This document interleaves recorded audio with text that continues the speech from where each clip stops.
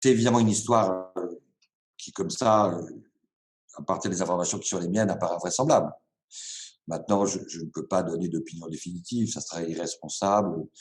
Je n'ai pas connaissance des pièces de la procédure, je n'en connais que des éléments parcellaires. Enfin, à partir des éléments que nous avons, on est obligé de relever la symétrie incroyable des réquisitions de l'avocat général, qui requiert 10 ans à l'encontre du chauffeur, qui est aujourd'hui détenu, on le sait, et 1 an de prison avec sursis contre le policier qui a tiré la balle, qui a atteint cette malheureuse petite fille, Maouda, âgée de 2 ans.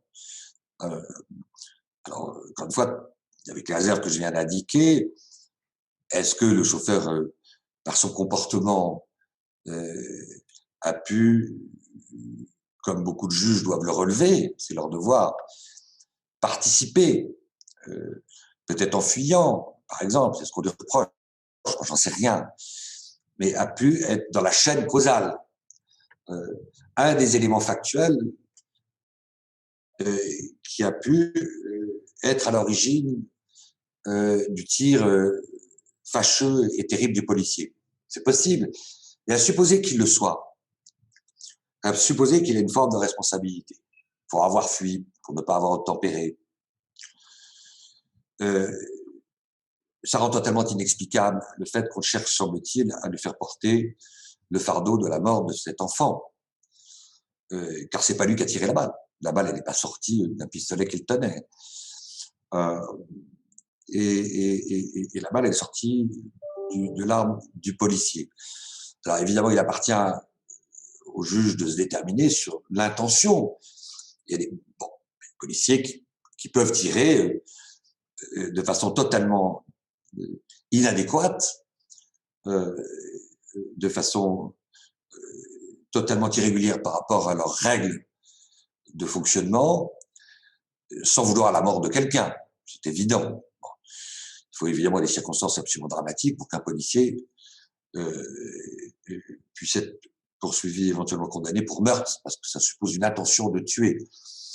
Pourquoi donc ce policier aurait-il l'intention de tuer? Mais enfin, entre l'homicide involontaire et l'homicide volontaire, il y a l'infraction qui existe, je crois, aussi en droit belge, qui sont les violences volontaires et entraîner la mort sans intention de la donner.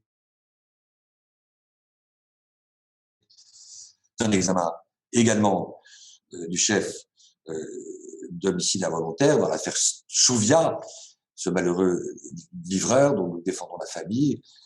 Tout le monde se souvient de ces cris « j'étouffe, j'étouffe », le plaquage ventral, et finalement, il est mort dans des conditions qui nous paraissent extrêmement engageantes pour la responsabilité pénale des policiers. Et pour revenir à cette affaire, elle semble témoigner d'une attitude assez structurelle qu'on trouve chez certains juges français, belges, mais dans bien d'autres pays, où il y a une forme de révérence devant les agents publics et la police. De référence, de timidité, il peut y avoir des arrière-pensées, évidemment. Mais enfin, comme s'il fallait pas les gêner, comme s'il fallait ne pas les embarrasser, alors que, ma foi, leurs conditions de travail et leurs missions deviennent de plus en plus difficiles, ce qui est vrai par ailleurs.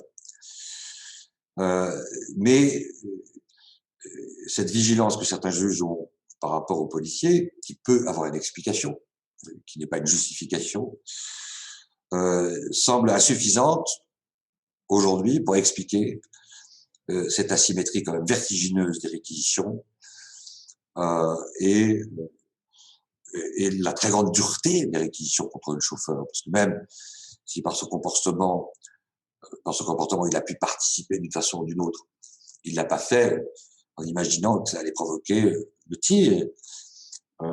Et quand une voiture n'obtempère pas, il y a bien des obligations auxquelles doivent se tenir les policiers avant de tirer de façon horizontale.